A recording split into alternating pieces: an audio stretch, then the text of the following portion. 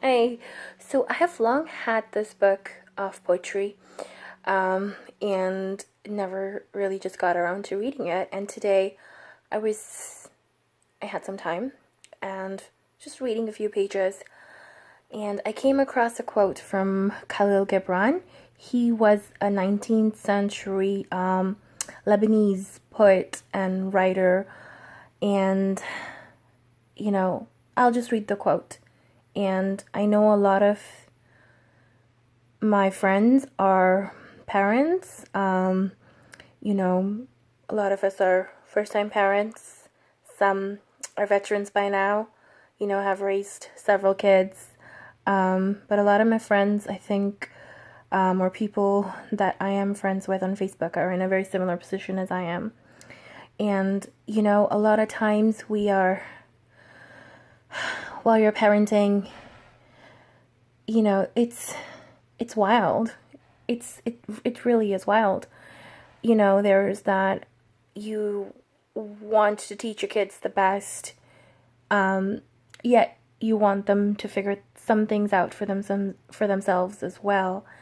And it's a fine line, it's a balance, and just a school of thought I have, or what my beliefs are also, that we are not the teachers at the end of the day.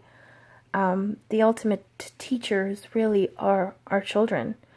You know, they come forth and they're the ones that are pure, and they haven't been, you know, they haven't yet learned the societal ways, or how we tell them to be civil, to act civil, or don't do that, we don't do this, or we don't behave in this way.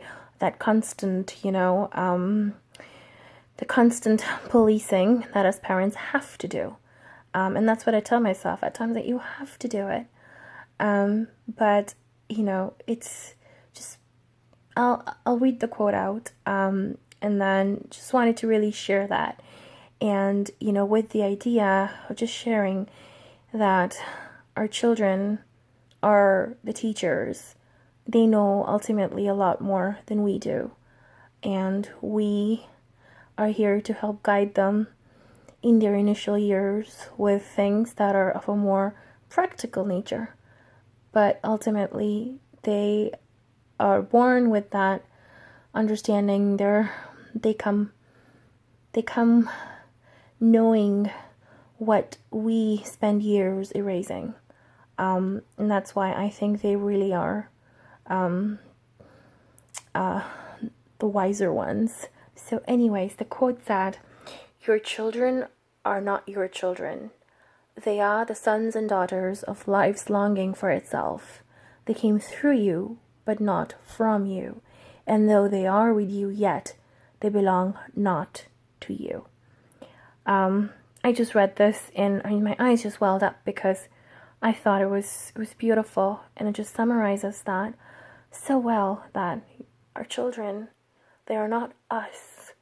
Our children don't need to learn from our accumulation of our experiences, of our mistakes.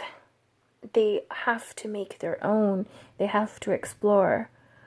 They know the right path. We just have to guide them. We have to hold their hands and sway with them. Yes, we discipline them, and there are rules, and that needs to get done so that our lives are easier. And that's how I always justify it, so that you learn discipline, so then you can repeat the same thing that I am repeating today.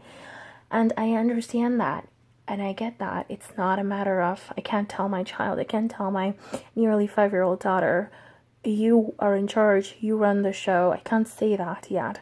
There are the practical things like food and dinner time and lunches and getting ready and what's nice to say to others and sharing, and those things need to be taught. But ultimately, I think the way you do it, that swaying back and forth, the holding the hand, and the giving in a little, the letting them lead sometimes and you lead sometimes, I think it's about that interplay. And this was such a great reminder for myself. I mean, I just can't get over just can't get over that. I mean, and there's a certain melancholy, I think, when you read this quote, that I experienced. But the more I thought about it, I think it wasn't really sadness. It was just really